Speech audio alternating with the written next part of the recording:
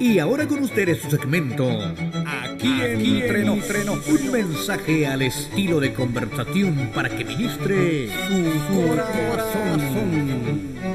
Bienvenidos, queridos y apreciados radioescuchas. En esta oportunidad quisiéramos conversar con ustedes acerca de un tema que muchos han hablado, pero que desafortunadamente no hemos llegado a una profundidad absoluta, precisamente por la magnitud del mismo. Queremos hablar de la crucifixión de nuestro Señor Jesucristo. Esto es algo realmente patético y generalmente a nosotros no nos gusta hablar de eso. Pero es importante ponerlo en perspectiva a medida que nosotros vamos creciendo espiritualmente para tener una idea clara de lo que nuestro Señor Jesucristo padeció por nosotros. La crucifixión parece que se hubiera hecho patente, se hubiese iniciado con los persas, lo que hoy es Irán, poniendo a la víctima suspendida en el aire sin tocar sus piernas en la tierra. Estos eran los métodos originales. Los comerciantes finicios adquirieron la práctica y probablemente la han llevado hacia los griegos. Los romanos parecen haberla obtenido de Alejandro Magno y se introdujo en Cartago. Y en la época del nacimiento de Jesús se usaba ya este método instituido como la crucifixión. Fueron los romanos, lamentablemente, los que perfeccionaron el método, diseñándolo para maximizar el dolor y el sufrimiento. No se trataba solo de matar a alguien, sino de hacerlo de una manera horrible, espeluznante y muy, pero muy dolorosa. Por otro lado, la crucifixión era una forma vergonzosa de ejecución que estaba destinada a los esclavos, a los extranjeros, a los revolucionarios y a los criminales. Se comenta que la única manera de que un ciudadano romano pudiese ser ejecutado de esta manera era por deserción de su ejército, por traición a la patria. Los romanos añadieron previamente a lo que es la crucifixión el hecho de la flagelación con azotes, con intención de poner a la víctima en un estado cercano a la muerte antes de ser ejecutado en forma de crucifixión. Ya sabemos por relatos que el látigo tenía bolas de hierro en cada tira de cuero y huesos de ovejas afilados para que pudiesen cortar y desgarrar la piel. Después de la flagelación, la víctima podría llevar su propia barra transversal, o sea, su patíbulo, desde la zona de flagelación que estaba dentro de la ciudad a la zona de crucifixión que estaba fuera de la ciudad. Luego la víctima era atada o clavada al patíbulo a una barra vertical y se le ponía un cartel donde constaba su delito, por qué se estaba crucificando de esa manera. En la zona de la crucifixión, la víctima se le daba una copa de vino mezclado con mirra como un analgésico suave antes de ser ejecutado. Cuando las víctimas eran clavadas en la barra transversal, los clavos se les ponía en las muñecas, no en las palmas de las manos, porque no podrían apoyar y sostener completamente el cuerpo del ejecutado.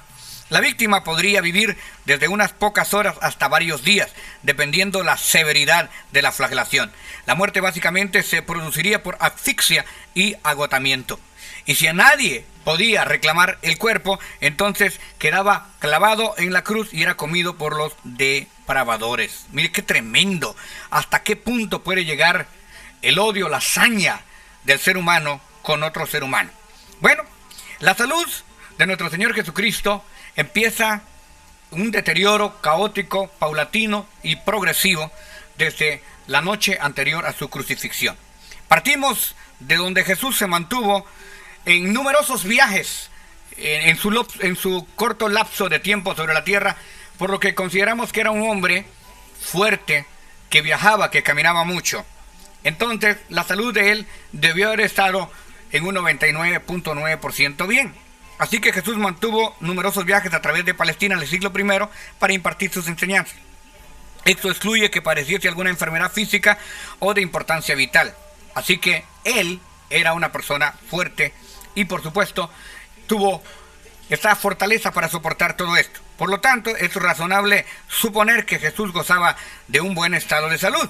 En un periodo de 12 horas desde las 9 de la noche del jueves 6 de abril del mes de Nisan, si estábamos en el jueves 6 de abril, calendario gregoriano, en el mes de Nisan estaríamos en el día 13, o sea, el mes de Nisan es el que corresponde en el calendario hebreo. A las 9 de la mañana, hasta el viernes 7 de abril, el 14 del mes de Nisan, sufre un enorme deterioro físico que comienza en el huerto del Getsemaní. Ahí es donde empieza el dolor de nuestro Señor Jesucristo. Lo vivido por Jesús antes de ser arrestado se refiere a distintos escritos como una mezcla indecible de tristeza, de espanto, de dolor y de flaqueza, de abandono, donde aún los que estaban con él no pudieron orar con él aquella noche. Él escogió a 3 y los dejó a 2 tiros de piedra para que pudiesen interceder por él. Sin embargo, en 2 oportunidades los encuentra durmiendo. La intensidad del dolor de nuestro Señor Jesucristo fue tal aquella noche que de su mismo clamor cayeron sobre la roca gotas de sudor como sangre. ¿Cómo es de que ese aspecto físico, biológico será? Esto expreso de una forma moral. Llegó al grado de una intensidad que se manifestó somáticamente mediante la liberación de sustancias químicas que provocaron hematidrosis, es decir, sudor a sangre. Hematidrosis es un estado en el cual la piel se estira y se debilita tanto que en vez de sudor suele salir sangre. Claro, no son chorros, son gotas. Este proceso extraordinariamente inusual en el ser humano fisiológicamente es debido a una congestión vasicular, papilar, hemorragias en las glándulas sudoríferas, haciendo que la piel se vuelva frágil y débil. No obstante, la pérdida real de sangre en el maestro fue mínimo, pero el daño psicológico fue atroz, contundente, letal. Llevado ante el Sanedrín político, Caifás, delante de Caifás y los demás, Jesús es condenado, golpeado fuertemente en su rostro. También el Sanedrín religioso, constituido por fariseos y saduceos, condena a Jesús. Llevado después de esto a la fortaleza Antonia y al palacio de Herodes Antipas, en la última instancia Pilato entrega a Jesús para ser flagelado y crucificado. Para celebrar todos estos juicios, Jesús es obligado a caminar unos 4 kilómetros, ya estando completamente desvalido y destrozado moralmente. Ahora empieza la flagelación. La flagelación era preliminar al tipo legal para toda ejecución romana. El hecho de la flagelación era debilitar a la víctima completamente para que no tuviese coherencia en las respuestas cuando estuviese frente al juicio. Esto era una cobardía total. Así que la flagelación presidía al interrogatorio. El hombre era desnudado y atado a un poste, siendo golpeado con azote corto denominado flagelum o flagelum. La espalda, los glúteos, las piernas eran azotados por los soldados romanos. Esto era tremendo. Los azotes repetidos por los constantes verdugos que tenían bolas de hierro sobre una piel sensible por la hematidrosis causaron en el cuerpo de Jesús profundas heridas. Su espalda quedó tan desgarrada que la espina dorsal quedó expuesta a las laceraciones. Cortaron sus músculos, la carne se desgarró, el cuerpo sangró abundantemente, provocando una importante pérdida de sangre y plasma. El enorme dolor y la pérdida de sangre habitualmente crean las condiciones de shock circulatorio. Bajo esta intensidad de debilidad y la pérdida de sangre, se podía ver un hombre totalmente débil. Le obligan a cargar su propia cruz. El abuso físico y mental provocado por los judíos y romanos, la coronación de espinas, la falta del alimento, el agua, el descanso, la pérdida importante de sangre, la falta de descanso, la lucha mental, el trato psicológico, la crítica, la vituperación y todo esto causan un estado de deterioro completamente significativo en toda el alma, mente y cuerpo y el estado físico del Nazareno. ¡Qué tremendo! Un ritmo de corazón que casi se paraliza, una disminución de la presión sanguínea, que los riñones estaban a punto de dejar de producir orina para mantener el volumen restante, una enorme sed porque el cuerpo ansía fluidos para poder reponer el volumen de la sangre que ha perdido. Estas eran las condiciones en las que Jesús llega a cargar su propia cruz. Por esa debilidad se cae 2 o 3 veces cargando su propio martirio. Una crucifixión, suplicio de origen oriental, persas, asirios, caldeos, y que ahora es perfeccionada por los romanos. Jesús caminó algo más de medio kilómetro, entre 600 a 650 metros, portando un travesaño o su patíbulon dentro de 34 a 57 kilos de peso. Los clavos usados por los romanos tenían entre 13 a 18 centímetros por una sección cuadrada de 1 centímetro. Estudios realizados con cadáveres han documentado que los clavos en las manos tienen que penetrar para mantener al crucificado bien entre el radio y la primera hilera de su cuerpo, más bien entre ambas hileras de los huesos del cuerpo. Esto es algo tremendo. Clavaron sus pies de una forma no tan recta para que después se estirase completamente y provocase un calambre con un dolor atroz. Podemos seguir con toda la información científica, pero lo que yo quiero preguntarte en esta oportunidad es: ¿por qué murió nuestro Señor Jesucristo? ¿Cuál fue? ¿Por qué? ¿Cuál fue la razón por la cual el Señor Dios Todopoderoso permitió que su Hijo fuera matado de esa manera? Realmente, hermanos amados, Él no necesitó hacer todo esto. Si los condenados a muerte sufrieron, nadie humanamente hasta ese punto ha sufrido como sufrió nuestro Señor Jesucristo. Una muerte lenta, una muerte cruel, una muerte indescriptible. Pero ¿por qué tendría nuestro Señor Jesucristo que morir así? La crítica, el vituperio, las burlas, la flagelación y por último la crucifixión.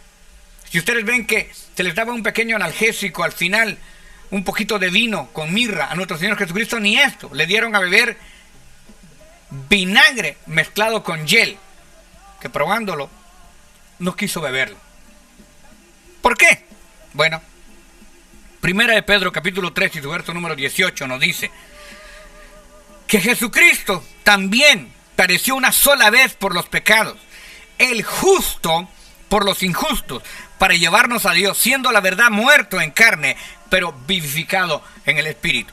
Entonces, ¿por qué murió Cristo Jesús? Cristo Jesús murió por tus pecados y por nuestros pecados.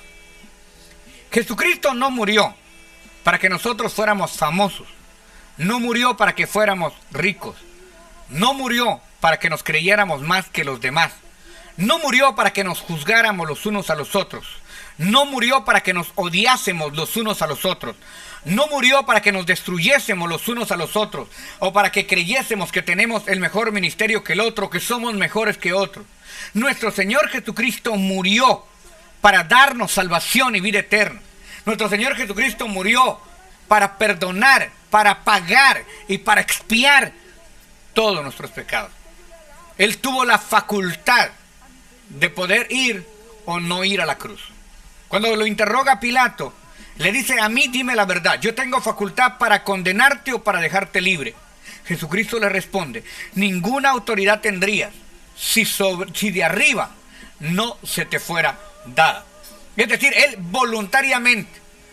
El libro de Isaías, en el capítulo 53, dice que como cordero fue llevado al matadero, enmudeció y no abrió su boca, pudiendo defenderse. Él podía clamar al Padre y Él podría mandar legiones de ángeles para defenderle.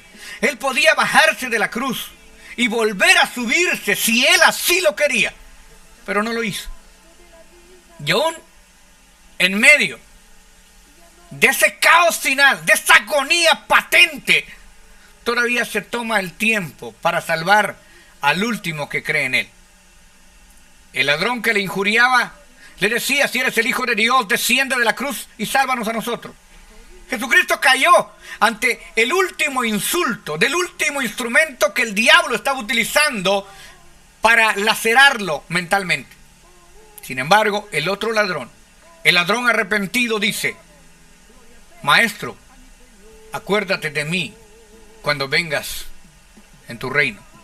Jesucristo le responde: no, hijo, no va a ser cuando yo venga en mi reino. Ahora, de cierto te digo que hoy, no mañana, hoy, estarás conmigo en el paraíso. De acuerdo a los estudios, los brazos de Jesucristo no quedaron transversalmente abiertos, quedaron abiertos en una forma de Y. Esto quiere decir que los brazos de Cristo están abiertos con una ligera inclinación hacia el cielo.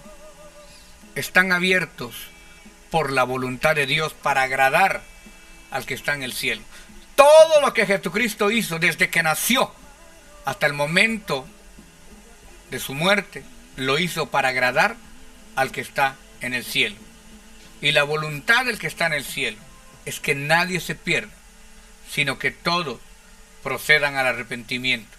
Porque Jesucristo no vino al mundo a condenar al mundo, sino para que el mundo sea salvo por él. Jesucristo murió, no por los romanos y los judíos, murió por ti, murió por mí, murió por todos los seres humanos. Y lo único que yo quiero esta tarde es increpar tu corazón para que podamos tú y yo valorizar el sacrificio de nuestro Señor Jesucristo. En Romanos capítulo 5, su verso número 6 dice: porque Cristo, cuando aún éramos débiles, a su tiempo murió por los impíos. ¿Por quiénes? Por los impíos. Por aquellos que no merecíamos que alguien, especialmente el Hijo de Dios, muriese por nosotros. Romanos 5:8 dice: tal vez alguien pudiese morir por un bueno, pero Dios engrandece su amor para con nosotros, que aun siendo pecadores, Cristo murió por nosotros. La pregunta es, ¿por qué murió Cristo? Porque tu pecado y mi pecado eran tan grandes que no había una forma humana para poder compensarlos. Porque la justicia de Dios demandaba una expiación perfecta. Y el único justo y el único perfecto era el mismo Hijo de su sustancia. Era la misma esencia y sustancia del eterno, santo y soberano Dios. Por eso lo entregó. Por ti y por mí. Siguiente pregunta. ¿Despreciarías tú el sacrificio de nuestro Señor Jesucristo? Quiero decirte algo. Él te ama tanto que cuando tú lloras, Él llora. Cuando tú sufres, Él sufre. Él conoce tu enfermedad. Él conoce tu condición. Él conoce tu necesidad. Él sabe lo que estás pasando. Él entiende lo que estás viviendo. Tu padre, tu madre te pueden dejar, tus amigos te pueden abandonar. Pero hay alguien que nunca te va a dejar porque Él te hizo. Y porque a Él le dolió pasar por la cruz. Pasar por la cruz no fue un deporte. Fue algo que costó sangre. Fue algo que tuvo un dolor realmente inigualable. Tercer pregunta. Si tú entiendes ahora que Cristo murió por ti y por mí, si realmente nosotros reconocemos y valoramos ese dolor, ¿por qué no confiamos en Él? ¿Por qué perdemos la fe a veces? ¿Por qué no creemos que Él puede proveer? Que Él puede sanar. Que Él puede liberar. Que Él puede hacer un milagro en nosotros. ¿Por qué no creemos en Él? ¿Por qué no podemos confiar en Él? Es cierto, no lo vemos, pero lo sentimos. Y en medio del dolor, en medio de la necesidad, Él está ahí. Y si está ahí, ¿por qué te quieres matar? ¿Por qué estás cansado, cansada de esta vida? ¿Por qué te quieres suicidar? ¿Por qué has dejado de asistir a la iglesia? ¿Por qué no te quieres congregar? ¿Por qué has dejado que la tristeza y el dolor se apoderen de tu corazón? Si Cristo pasó por la cruz, si Cristo murió en la cruz por ti, ¿no puede Él hacer cualquier otra cosa por ti y por mí? ¿Por qué no podemos confiar en Él? Si Él se entregó totalmente, ¿por qué no podemos entregarnos a Él y poner nuestras peticiones y decir: Señor, yo sé que si tú fuiste a la cruz también me puedes proveer todo lo que sea necesario a su tiempo. Yo sé que tú tienes control de mi vida, y aunque en este momento siento que me estoy muriendo, yo sé que mi Redentor vive. Yo sé que aún del polvo levantará mi alma y con mis ojos se verá a Dios. Sí, Él está ahí. Él está ahí. Él está ahí, ahí. Él está viendo lo que te está pasando. Él está sintiendo lo que estás sufriendo. Y se va a levantar como poderoso gigante. ¿Sabes qué? No solamente eso. Antes de morir salvó al ladrón se lo llevó al paraíso. Y cuando murió fue, 1 de Pedro 3:19, y predicó a los espíritus encarcelados, que fueron rebeldes en el tiempo de Noé, y aún del mismo infierno le sacó las almas al diablo. Sí, Jesucristo no ha parado de trabajar. Hasta este día, nuestro Dios, eterno, santo, bendito, poderoso, sigue trabajando, sigue peleando por ti que me estás escuchando. Por ti. Por ti, pecador. Por mí, pecador. Por nosotros. Indigno de su misericordia. Por nosotros sigue peleando el Señor. No por los santos, porque los santos no necesitan redentor. Los santos son ángeles que nunca han pecado, que están ahí al servicio de Dios 24/7. Nosotros, la raza humana, necesitamos un salvador, un intercesor, un abogado, un representante delante de Dios. Y todo aquel que llegue al cielo no llegará por sus propios méritos, sino por los méritos eternos del Cordero inmolado que quita el pecado del mundo. Así que basta ya de llorar, basta ya de sufrir, basta ya de gemir, es tiempo que te levantes. Isaías 61 dice, levántate y resplandece, porque ha llegado tu lumbre y la gloria de Jehová ha nacido sobre ti.